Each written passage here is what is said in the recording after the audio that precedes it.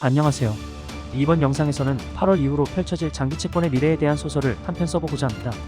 미래에 대한 예측은 확실한 근거 없이는 절대 불가능하기 때문에 재미로만 봐주시길 바라며 TMF 투자자의 입장에서 장기 채권의 긍정적인 부분을 주로 다뤄보겠습니다.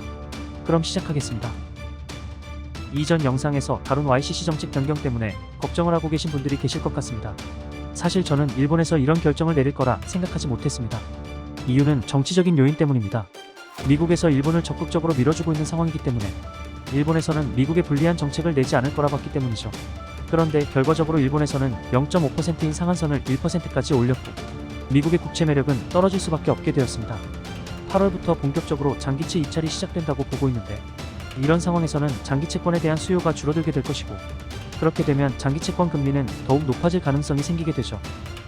여기서 미국의 상황을 돌아보겠습니다. 미국은 내년 11월에 대통령 선거가 있습니다. 바이든 행정부는 어떻게든 내년까지 미국 경제에 엄청나게 큰 타격이 오는 걸 막아야 합니다. 그래서 엄청난 돈을 계속 풀고 있는 것이죠. 앞에선 긴축을 외치지만 뒤에선 양적 완화를 하고 있는 모습입니다. 그런데 이런 상황에서 장기채 금리가 더 높아진다면 금융 리스크가 더욱 커지게 됩니다. 이미 알고 있는 위기를 막기도 벅찬데 생각지도 못했던 곳에서 또 다른 위기가 터질 수 있다는 것이죠. 그래서 미국에서는 국채를 사줄 수 있는 나라를 찾아야 합니다. 바로 중국이겠죠. 하지만 미국에서는 대놓고 중국한테 부탁을 할 수가 없습니다.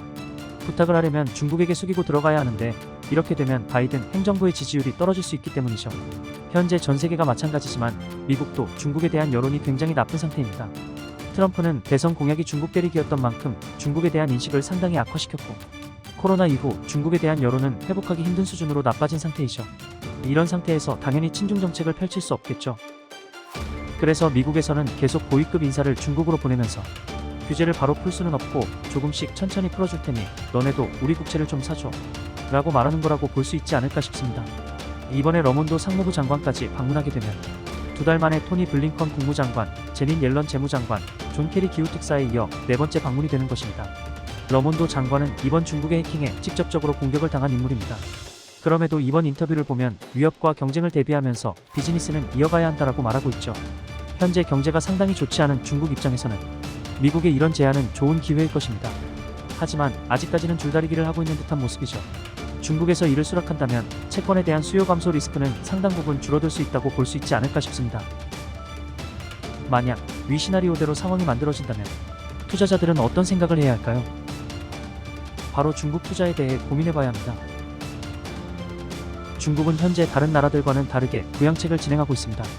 그리고 부양책의 규모는 앞으로 더욱 커질 것으로 예상하고 있죠. 이런 상황에서 미국에서 이런저런 규제를 풀어준다면 상승하지 못한 중국의 증시는 특정 섹터들이 주도하는 강한 반등세가 나타날 수도 있지 않을까 싶습니다. 그리고 이 움직임은 이미 시작된 것일 수도 있죠. 증시는 항상 선반영이 나타납니다. 가장 최악의 상황에서 바닥을 찍고 반등을 하죠. 악재밖에 나오고 있지 않은 현재 상황이 반대로 중국에 투자하기에 좋은 상황일 수도 있습니다. 소설은 여기까지입니다. 순수 재미로만 봐주시길 바라며 위 내용이 도움이 되셨다면 구독과 좋아요 부탁드리며 다음 영상에서도 유익한 정보로 돌아오겠습니다.